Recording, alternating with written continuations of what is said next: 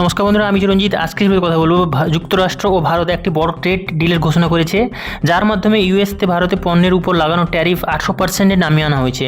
আগের তুলনায় অনেক কম। এটি প্রায় ট্রেড যুদ্ধের উত্তেজনা কমিয়ে বাণিজ্যকে পুনরায় জোরদায়ক করতে ডিজাইন করা হয়েছে। আগের যে ট্রেড ট্যারিফ ছিল 50%, কারণ ইউএস বেসিক যে ট্যারিফ যেটা ছিল ওটা লাগিয়েছিল 25% সব বিদেশের উপর, প্লাস 25% ভারতের উপর এক্সট্রা লাগানো হয়েছিল, কারণ ভারত রাশিয়া থেকে কাঁচা তেল যেটা বাই করতো। নতুন চুক্তি অনুযায়ী এখন যে মোট শুল্ক হয়েছে, মানে ট্যারিফ হয়েছে 18%। এতে বড় ছাড় এসেছে। এখানে মনে রাখতে হবে, এই 18% ট্যারিফ মূলত আমেরিকার পক্ষ থেকে ভারতীয় পণ্যের উপর আরোপিত হবে। প্রেসিডেন্ট ডোনাল্ড ট্রাম্প বলেছেন এই ডিলটা মোদির জন্য বন্ধুত্বের ইশারা, এবং তারা সিদ্ধান্ত নিয়েছে ইউএসকে 25% যে ট্যারিফ থেকে 18%-এ মানবে। সঙ্গে ভারত আরও আমেরিকার পণ্য কেনার আহ্বান জানিয়েছে।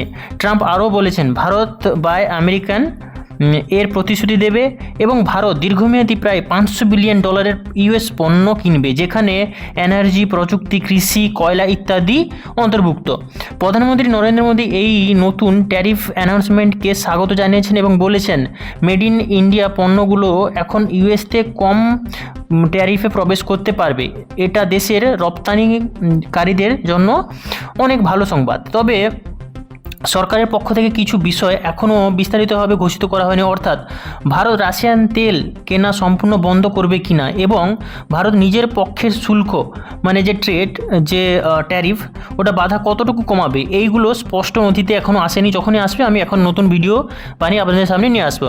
ট্রাম্প দাবি করেছেন যে ভারত সম্পত্তি দিয়েছে, মানে বলেছে রাশিয়া থেকে তেল কেনা কমানো বন্ধ করবে, এবং এই বিনিময়ে ইউএস শুল্ক কিনবে, মানে ইউএস যে ট্যারিফ এই বদলেই কমিয়েছে।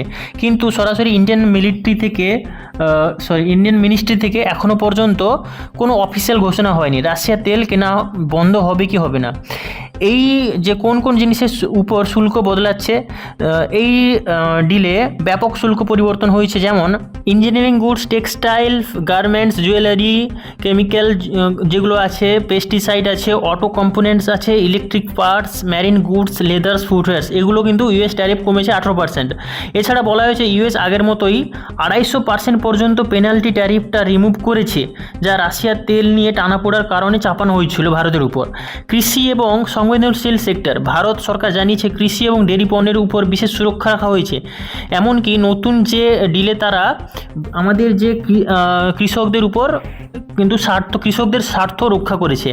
এবার এর প্রভাবে বাজারের প্রভাব কেমন ছিল, স্টক মার্কেট কিন্তু এবার শক্তিশালী হয়েছে, রুপি শক্তিশালী হয়েছে। স্টক মার্কেটে যে সব কোম্পানিগুলি আমদানি রপ্তানির সঙ্গে যুক্ত আছে, ওদের কিন্তু শেয়ার ব্যাপকভাবে উপরে উঠেছে, কারণ আপনারা জানেন যে নতুন অর্ডার পাবে।